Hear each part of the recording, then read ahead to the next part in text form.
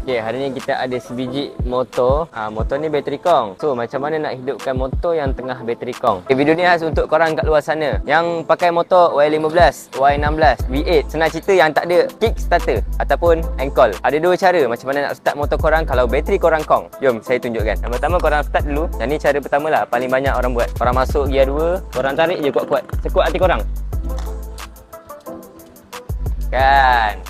Kan dah hidup. Senang je. Okay, cara lain pula, jom saya tunjuk. Okay, ni cara kedua pula. Korang tolak motor korang.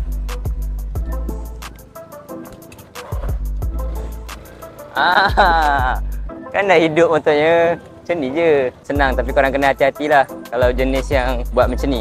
Takut korang salah step, motor terangkat, korang pun terbalik. Itu adalah dua cara untuk motor yang tak ada kickstart. Korang nak hidupkan motor, bolehlah nak buat guna sementara kan. Nak tunggu sampai korang gaji pun boleh. Siapa yang pernah kena macam tadi? Cuba komen kat bawah. Follow kami untuk info seterusnya. Walau apa pun yang terjadi, jalan terus.